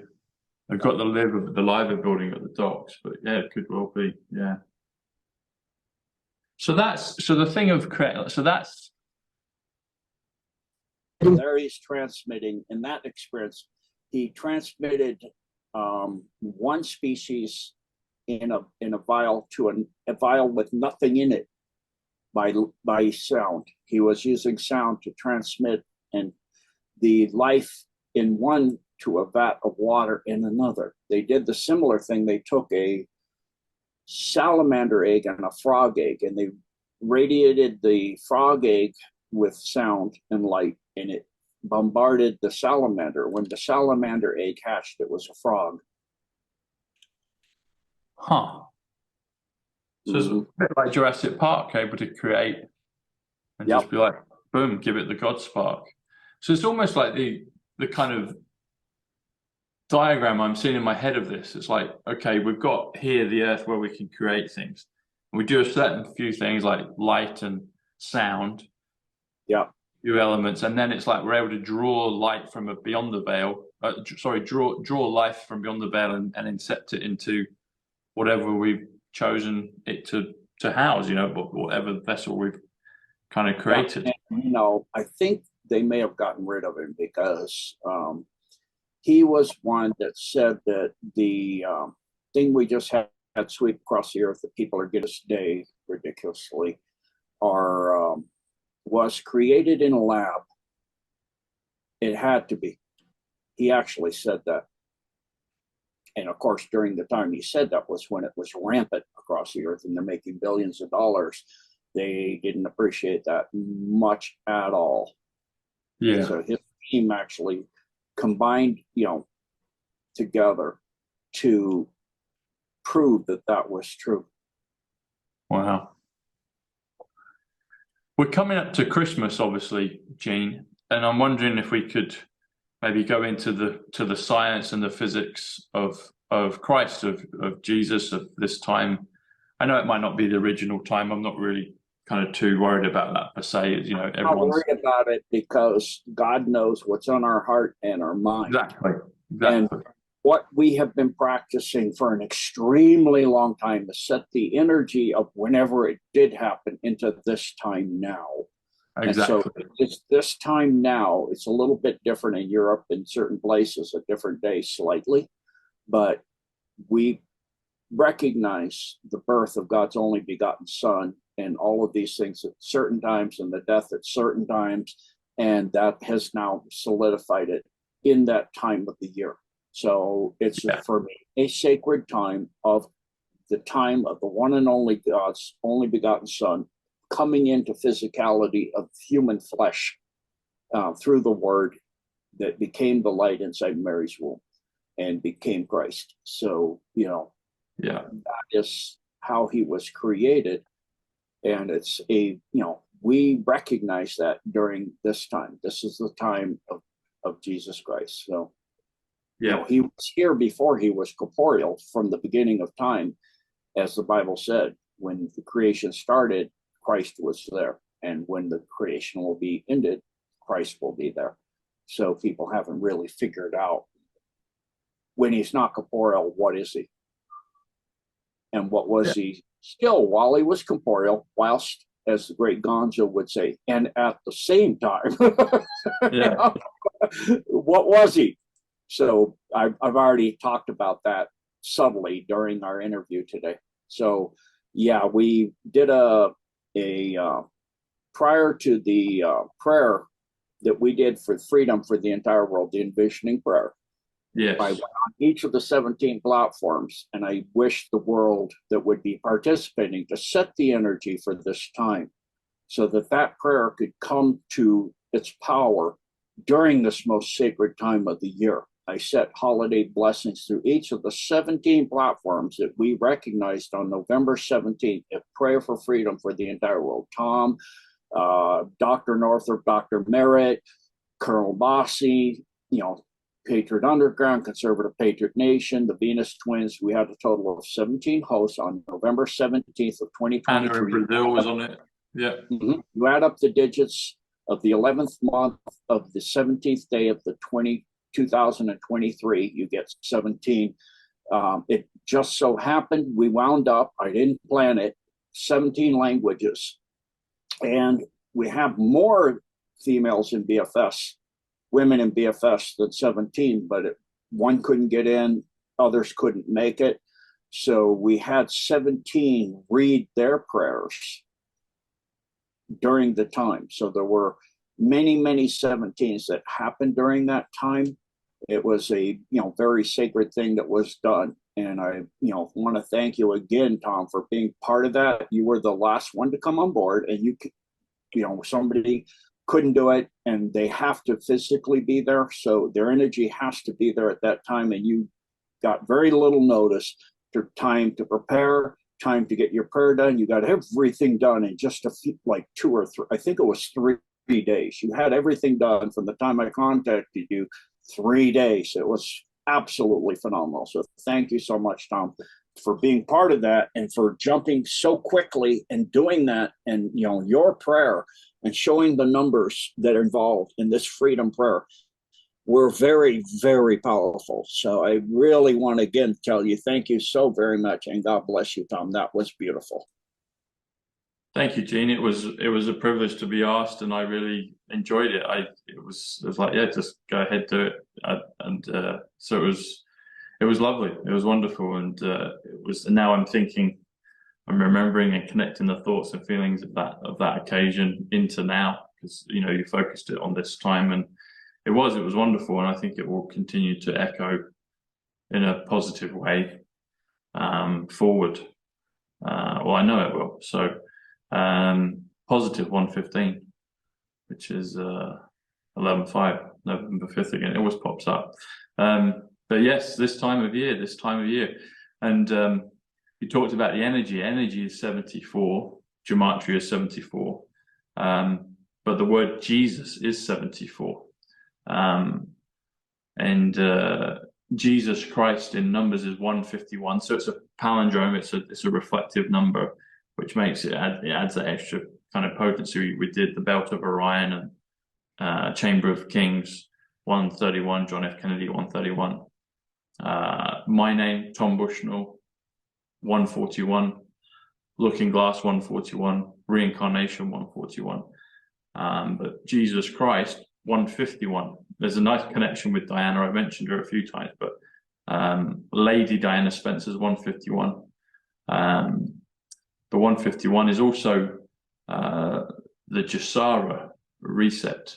So I know people get hung up on that, but I think there's an intention, a good intention with that within the movement. So I like to mention that 151. But yeah, Jesus Christ 151. So it's a very potent and powerful number. You got the 15 at the beginning, the 15. If you spell the word 15, it comes to 65, which comes to music. We mentioned it comes to 7, and you've got that with the 7, which is Christ 77. And then if you do the 51 is 3/17, the QQQ. You mentioned if you do the 7 times 17, that's 119. You mentioned Mary. Mary's 57. So Jesus was born of Mary. Mary is 57. Joseph is 73, which is Egypt. It's interesting that the whole thing of Joseph in Egypt, the Technicolor Dreamcoat, the rainbow, the pure colors. But Joseph is 73. Egypt is 73. Copper 73. Number is 73. Children 73.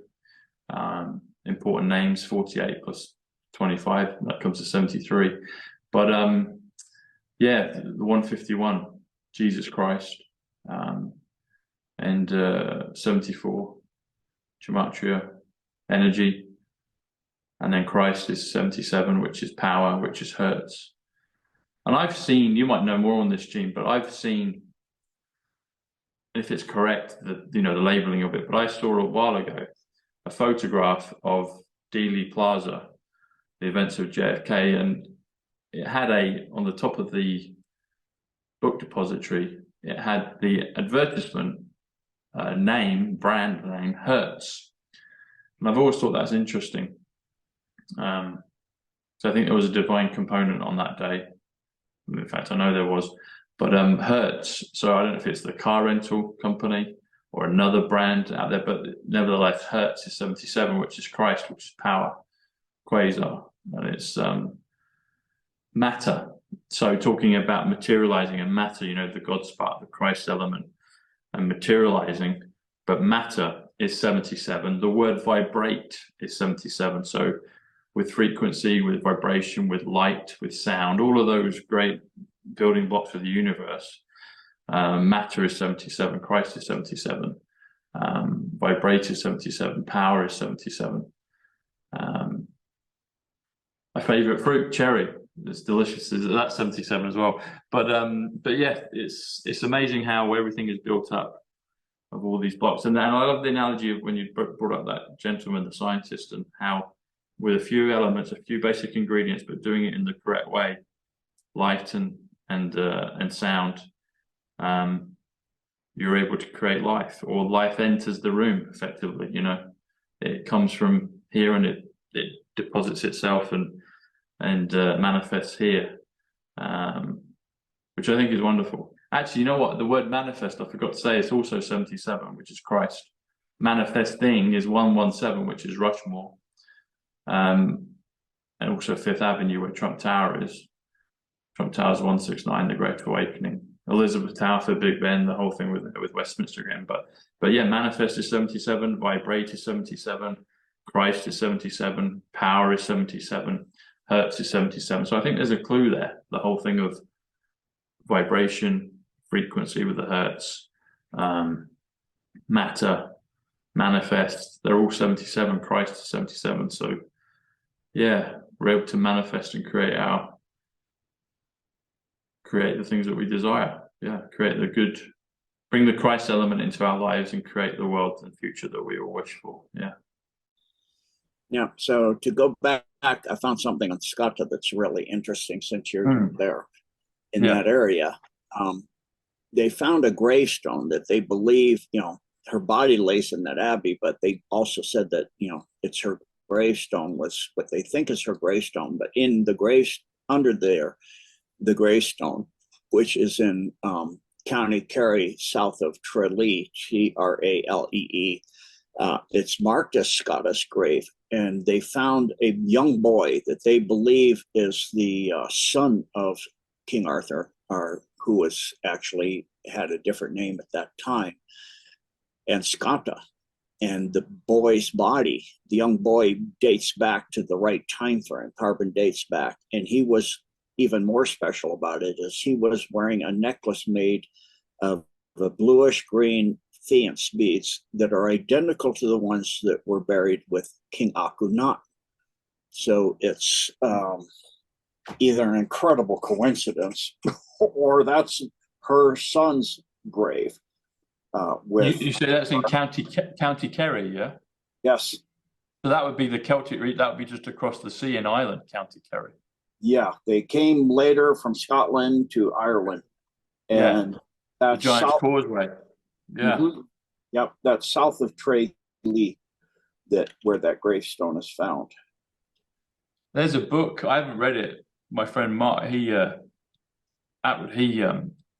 mentioned there's I don't know who wrote it, but there's a book apparently connecting ancient Egypt to Ireland. Yeah. Mm-hmm. Yeah. There's your connection. There's a connection for you right there. Yeah. Wow. Wow. Yeah, there's several different names they use for the spelling, because originally, of course, it's in hieroglyphics, but besides the MERI and the MERYTA, there's also MERYETATEN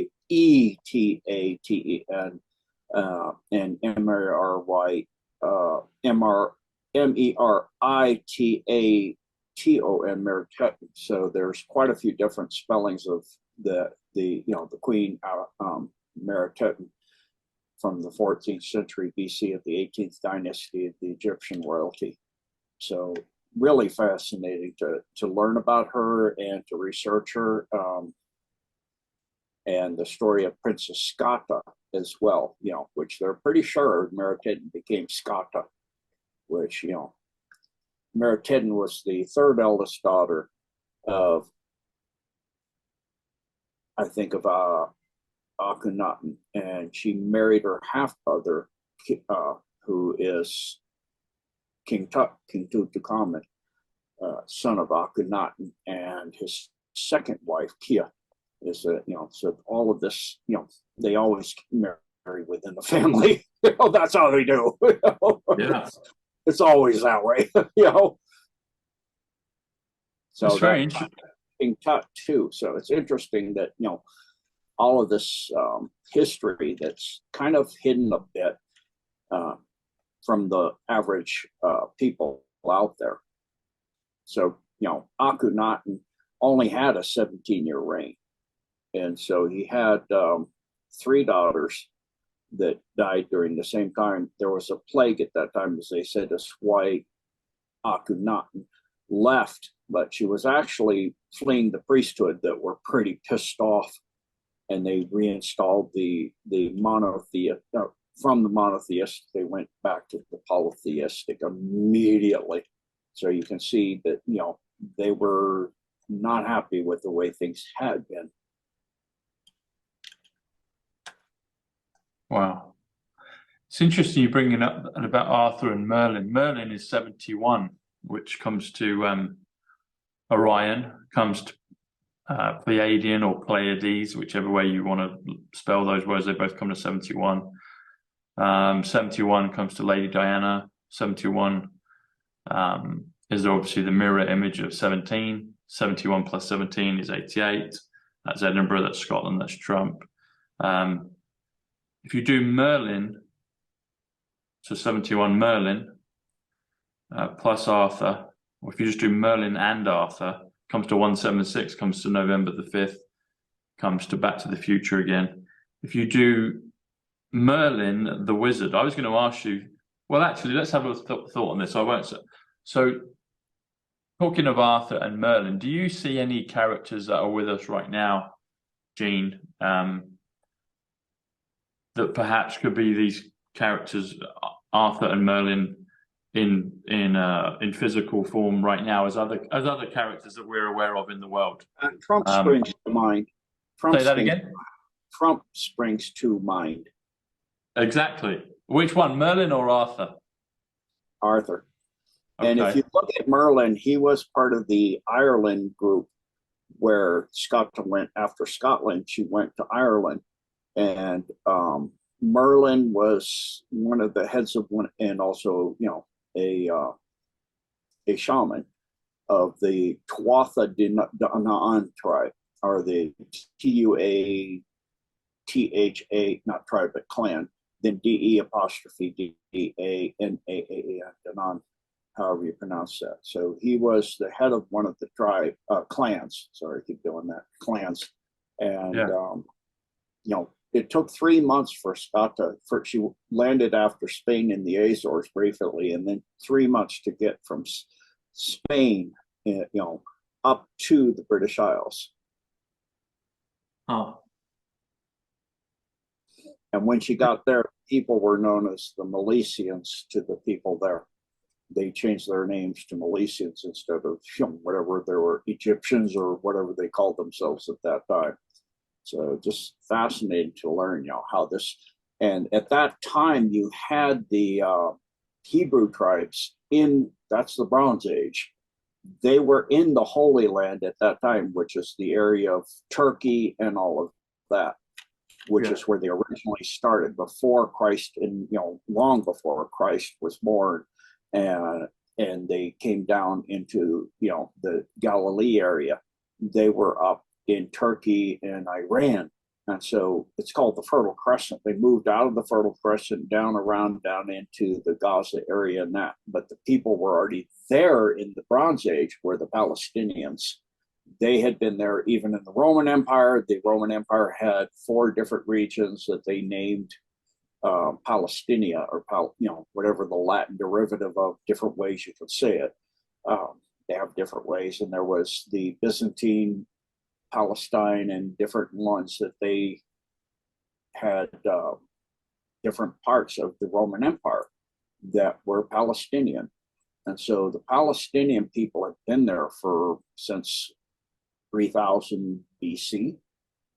I mean, that's a long time. It's long before the Hebrew people had migrated over there from the Fertile Crescent and the, you know, Turkey and all of that area, Turkey, Iran, you know, and all of that, what's called the Fertile Crescent, if you look at it. So that would be primarily it's Turkey, Iran, and Iraq. And then they came down, they came down through Syria, Lebanon, into what is now called Gaza and the West Bank, which is all one part of, you know, the same parts that were parts of the 4 different regions, counties, whatever the Romans called them during that time. But originally the Fertile Crescent and the Holy Land, if you look at where the Tigris and the Euphrates, there's an area near a lake. It looks like you have 4 rivers. So it's said that Eden was at the center of 4 rivers that came together. Well, that's that region. Tigris, Euphrates is not in the Gaza or anywhere near Israel. That's nowhere near that. If you look at where the Tigris and Euphrates are, they're not in that part of the world of Africa at all, or the Holy Land, or the Middle East, or any of that. So if you were to look, you look at Tigris, rivers, Tigris and Euphrates, and you go to a map and you pull it up, and you can see that, let me just go ahead and pull it up so I can see it directly. Tigris and Euphrates River confluence. So there's a confluence where it looks like there's 4 rivers coming together, and that is near Basra. Huh. Pretty close to Basra. Hmm. And that's Iraq. The bushels of currency. The baskets. Yeah. It's interesting. So all of that, Baghdad, Iraq, you know, and then you've got the mountain range to the east, northeast, that's going down all the way through, you know, that area from Turkey kind of a barrier. People don't like to go up over a mountain. So it kind of scoots people as they're going to move up into, from Turkey and Iraq and in that area. They're going to go up through Syria and then come down along the Mediterranean Sea into that part of, where Saudi Arabia and now Israel, but it was, of course, Palestine, and Damascus, of course, is Syria, and then Egypt and all of that, which is, the Egypt part of that going over the Suez Canal. Now you're in Africa. So you're looking at this, and then you, of course, have the Red Sea in between that, where now the Houthis are creating all kinds of problems. And the Houthis are Yemen, of course, and their main area they have control in Yemen is Sana'a. And so the U.S., the Secretary of Defense, he's just said that out of the 39 groups that patrol that area, certain countries are coming together for Operation, what's it called? Profit or something, security profit or security something or other. I don't know. It just happened today. I haven't got it memorized yet. Lloyd Austin was talking about. The Eisenhower's over there, and a whole lot of ships are coming together from a whole lot of countries to stop the Houthis from doing what they're doing. So, it's part of what's been going on in that part of the world, because Yemen and Eritrea and Djibouti, that's the entrance into the Red Sea. So you go through that little tiny strait. There's kind of like going into the Mediterranean, kind of like a horn kind of situation coming to go in there. So then you come up the Red Sea, and you have the option with the Suez Canal. That would be going up, into that strait that goes to the Suez Canal. But there's another waterway, which is the Gulf of Aqaba. I don't know Arabic too well, Quabar, or however you pronounce that. And that actually goes up so that a straight line of the border of Israel on the Sinai, however you pronounce it, peninsula with Egypt, would be going straight through the Gaza. And you could come up that waterway, which goes up to a huge set of lakes and things, known as, or seas if you want, called the Dead Sea. And you could come up along that and cut straight along the border there and create what they want to create, called the Ben Gurion Canal. And all of that Gaza and the West Bank is on a huge oil field and gas field of natural gas. So there's a lot of value in that property. And so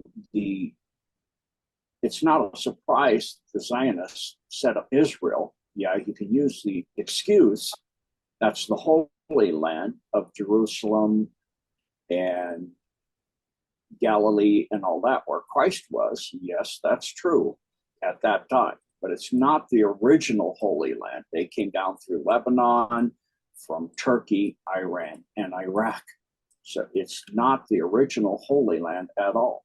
That's where the Tigris and the Euphrates are, near, that area from Baghdad down to, like I said, down to, I can't remember what I said now, sorry, but it goes all the way down to, you go into the,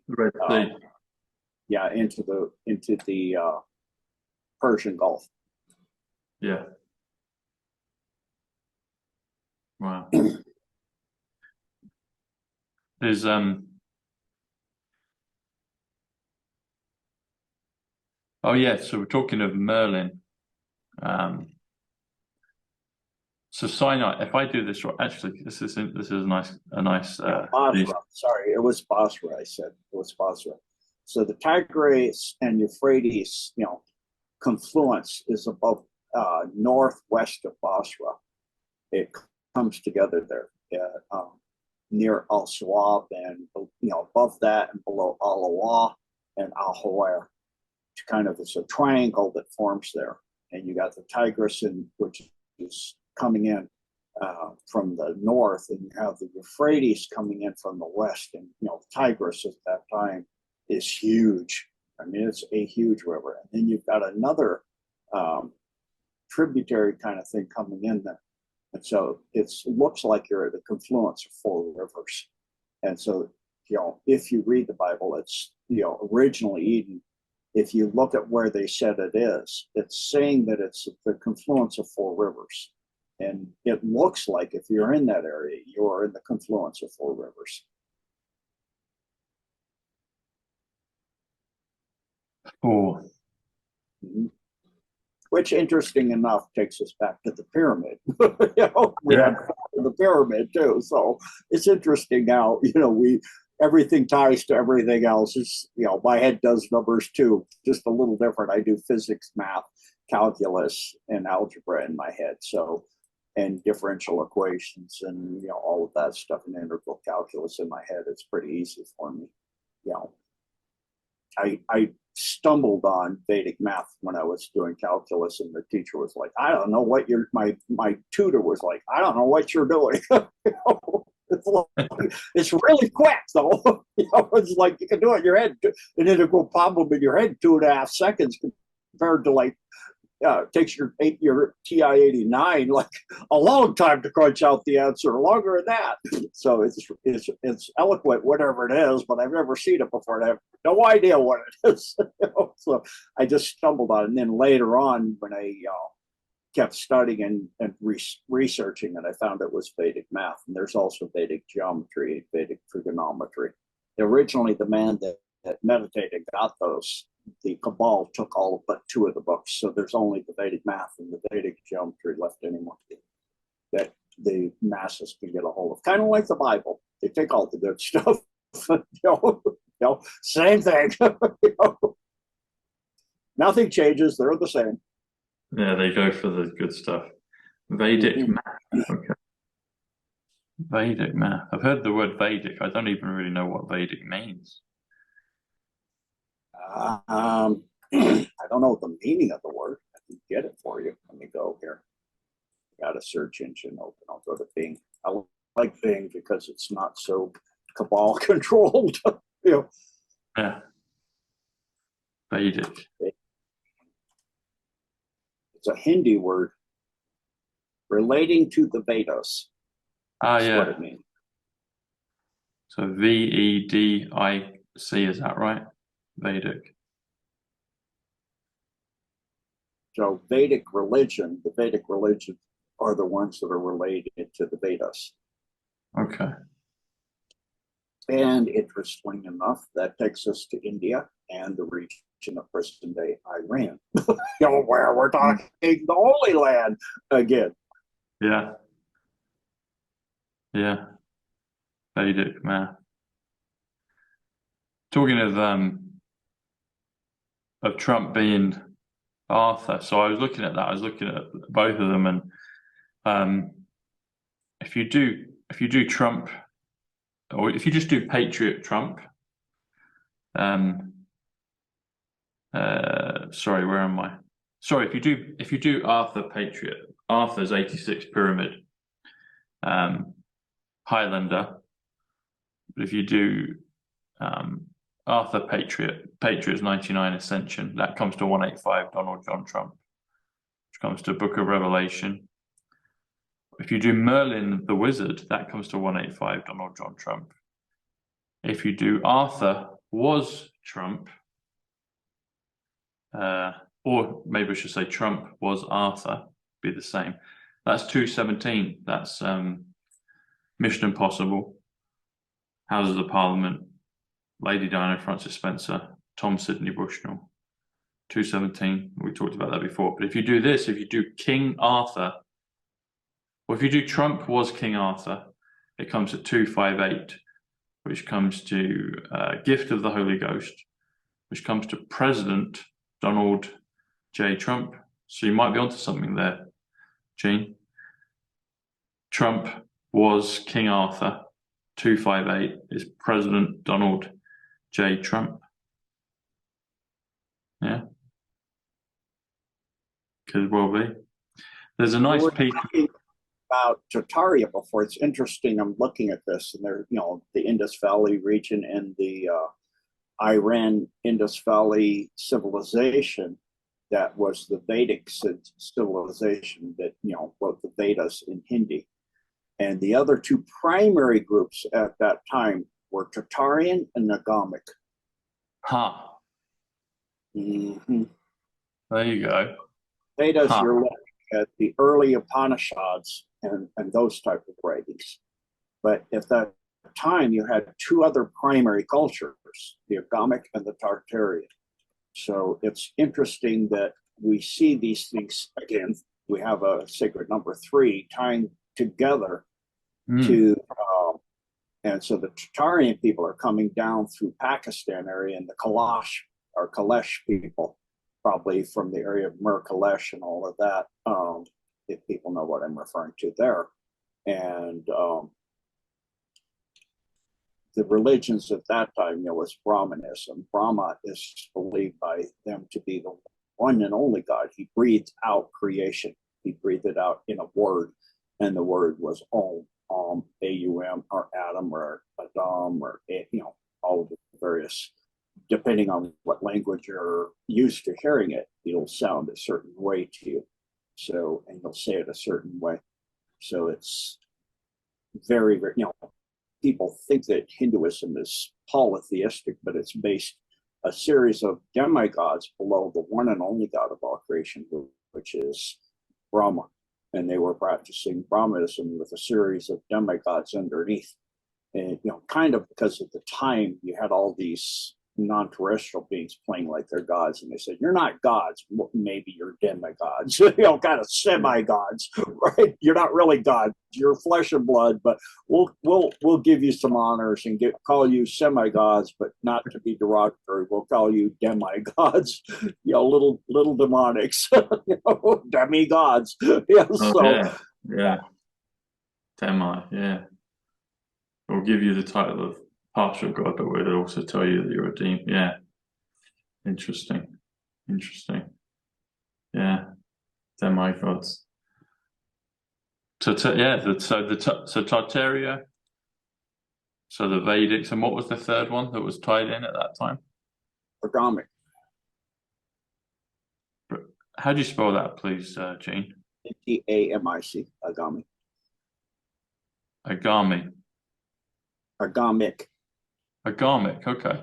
A-G-A-M-I-C. I don't know about agamic, actually. I don't know what that is. Yeah, I haven't really researched much on that. Okay. Let me put that one in. So they just mention it. They're called Tantra. From them comes the Tantra system. Tantra